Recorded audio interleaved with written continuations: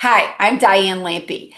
Every now and then you meet someone and just think there's something different about this person. Tim Long is one of those people, and today he's sitting down with me to talk about the journey that brought him here.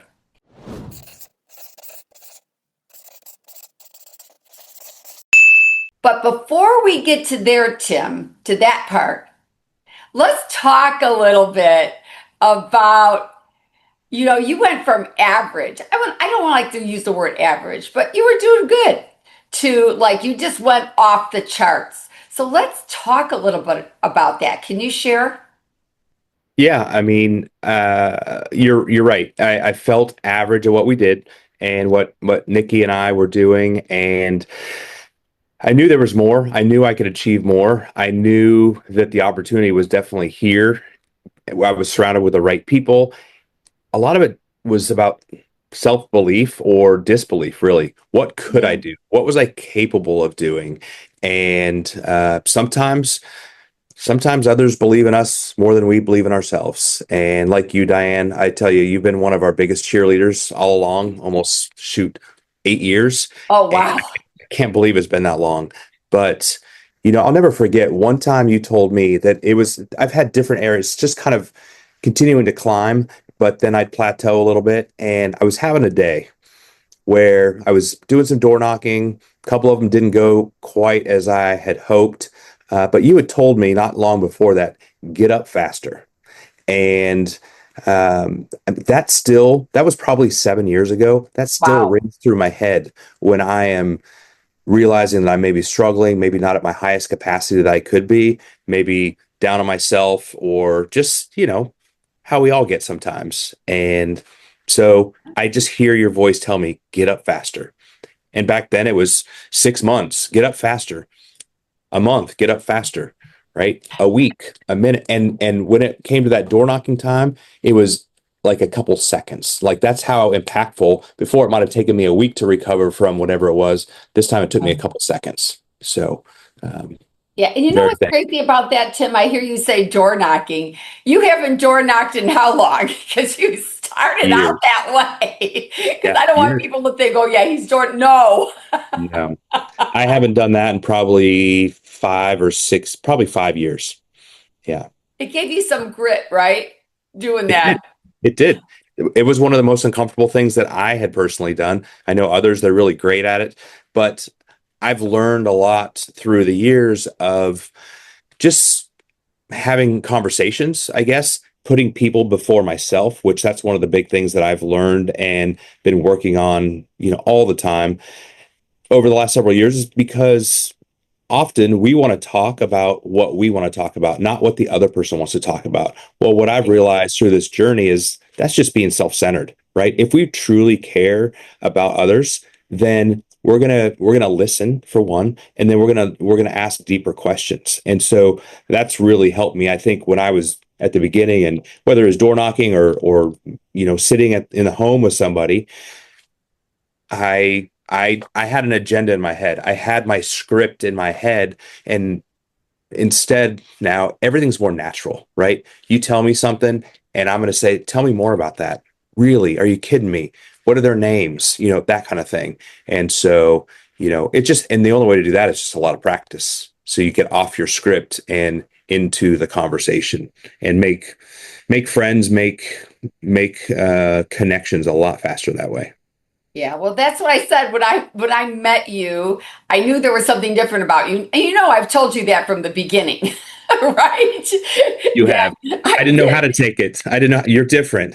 but I didn't mean it because I just felt that you had that it factor. That people were going to love you when they met you, they were going to connect with you. But your background is totally, I mean, let's talk a little bit about your background and then people will understand what I'm talking about. Okay. What do you want to know? I came in the military when I was 17, right? I signed up when I was 16. My parents had to sign for me, right? Uh, I wanted to be a pilot since I was probably, I don't know, about 4 years old. That's all I focused on. And so I enlisted in the Army back in, well, now I'm going to date myself, in 1992. And So I was very driven then, and I knew exactly what I needed to do step by step to get into flight school. And within a couple of years, I was accepted into flight school, which is my lifelong dream so far, lifelong 19 years, right? At that point. But then I started flying helicopters in the Army.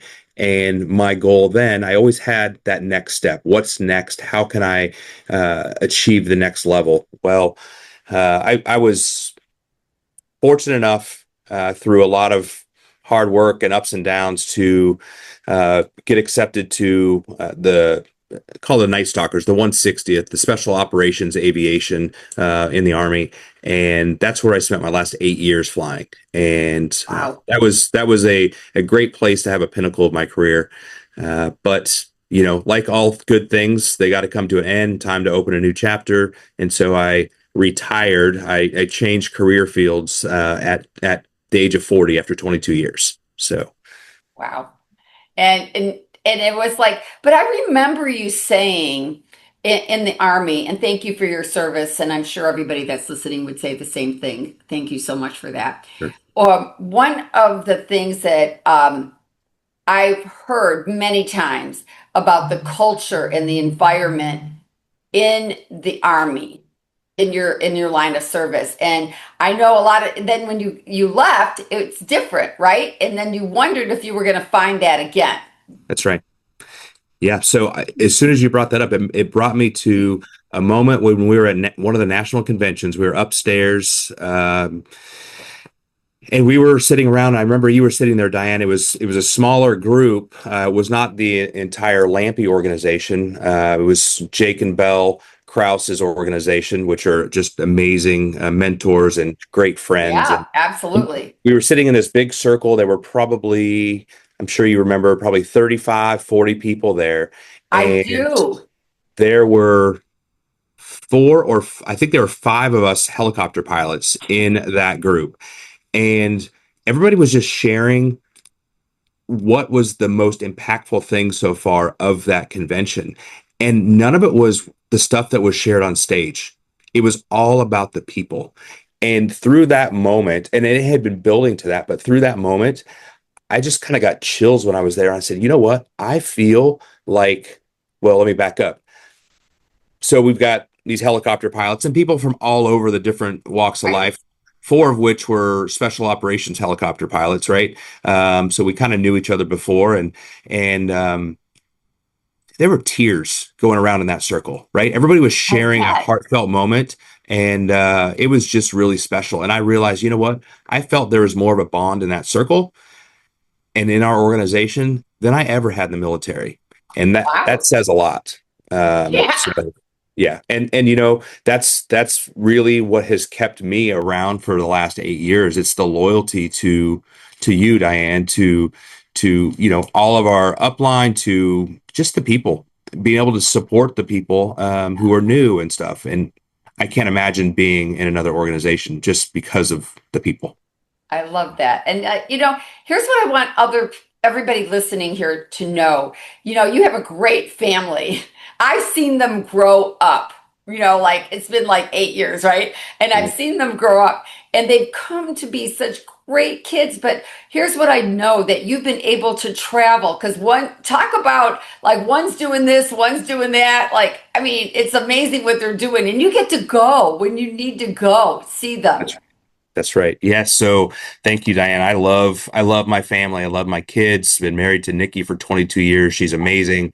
And she's just an incredible mom to our kids when I am away and stuff. Well, she's an incredible mom when I'm there too. But uh, so yes, we have 16-year-old twins, boy, girl, Tyler and Rebecca. And then we have Max, who's 13. They're all gifted when it comes to athletics.